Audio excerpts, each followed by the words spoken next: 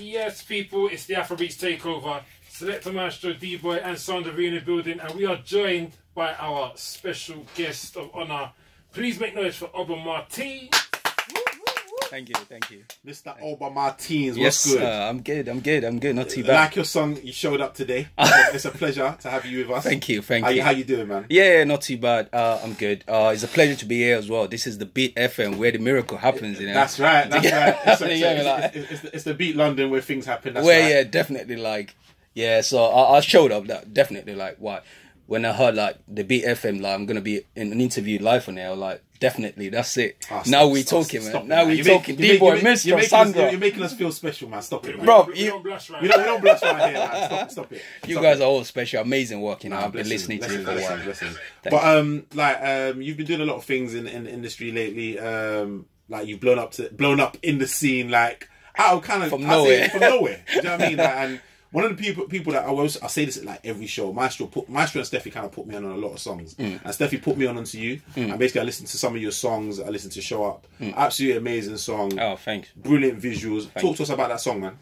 Show Up. Show Up is like the first leap I took after I stopped doing gospel. So Show Up was my first kind of, but I wrote it for one of my friends anyway. Like, you know, he's a young guy, he's a good guy, and he's working so hard. He wants to get a girl, he wants to, you know, someone to show up. So you're actually talking about someone in that song? I was talking about someone, like, and the person is even in the video. Oh, wow. But nobody knows. He's coded, isn't it? Like, that's mad. codedly sweetest tattoo. That's mad. So you said before you were doing gospel. Yes. Now, if I'm correct, you grew up in the north. Yes. And if I'm also correct, people from the north are usually Muslims, Hausa. Yeah. So how does that work? Like, were you born a Christian? Like, how that work? I was born a Christian. That's I was born a Christian actually, but I've got part of my family as well that are Muslim. Muslims, okay. And likewise. Yeah. And the way we're growing up then in the northern part of Nigeria, Zaria to be precise, I went to the military school in Zaria. Nigerian military school. Everyone wanted to go there. That school's horrible, man. No, the command. Yeah. So where we kind of blend together is because a lot of people you can be Muslim, you can be Christian. It doesn't really matter. We all blend together. We all blend together. We'll pray in the Christian way, we'll pray in the Muslim way. So I've got a background there, and I can still pray. Like I know some stuff in. It's one God. Yeah, one God. That's it. That's part of the reason why I switched my music. Like, you know, we all talking about the division within us, the hatred within us. You know, what's the best way to unite us is just to realize who we are, so we can leave tribalism behind us, the race behind us, religion behind us, and just unite. Wait, are you releasing a song or are you a politician? Oh, no, I'm not. It sounded like a maestro. You don't want to get Maestro started, you know. When you start talking like that, you see Maestro bring out the banners. Maestro's deep like that, you know. Oh, yeah. I'm deep as well. It's about, you got a Pan-Africanist mentality. That's good. Definitely. And I love that. Thanks, man. That's what you have to break them borders. So. Yeah, that's it. Good. So talk to us about your roots anyway, man. You said you did gospel music. Yeah. How did you get into music initially? Was it through singing in a choir? Oh, no, not through singing in a choir. Apparently, my brother that introduced music to me, that he was like, but he's late now. Your older brother. My elder brother, yeah, but he's late now. But he was a choir master. Oh, wow. So my mum used to be in the cultural masquerade singers. Way back in Ekiti State, you get what I mean? You get me? Way back.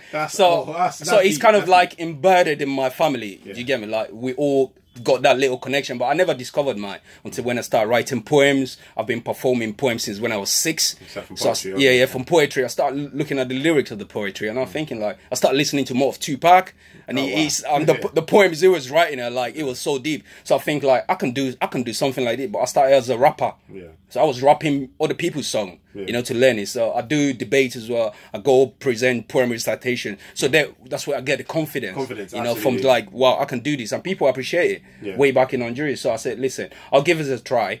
It took me then. My brother took me in Ibadan. He took me to Lagos to make Puffy tea. You travelled all over Nigeria, bro. I've been everywhere. I've been everywhere. That's the hustle. Wow, I love it. I love it. Yeah. I just had that determination. Like, listen, I've got one life. Yeah. You know, I have to make the best out of it. Absolutely. To get me, like, you know, that's why I'm doing what I'm doing. And everyone's got something. Like I always say on my interview, everyone's got something. You just have to discover what your talent is. Absolutely. And it's given by God. Knowledge and skills is given by men. You know, why talent is by God. So that's where the background starts from. So my brother took me to Poverty. I met Poverty then, the guy that did the Yahooze, that went. I know. So I went to him. He was a good producer. I was like an apprentice in the studio. So he showed me a lot of stuff. I was kind of laid back. Were you interested in making beats first, doing production, or actually performing? I was interested in making beats, just the music side. But I came as like a learner, like an apprentice, to know what's the production side of it. How does it, how does it work? So, but from there, I started meeting other Nigerian artists that were there. They were kind of like deep in cultural music. I was an English rapper, like rapping, I want to be like Tupac, Jay-Z. But I saw these people bringing people like LKT. He was coming with some Yahooze vibe, some Fuji vibe. Something like, that was in tune with what was going on around. Yeah, then, way back then. On a big level, Fuji rap is like my favourite type of Nigerian music. Bruv, seriously. The Fuji style. Not Fuji rap, but when I say Fuji rap, I'm talking people like Bodge. They kind of channel that. No, I totally get you, man. The whole Fuji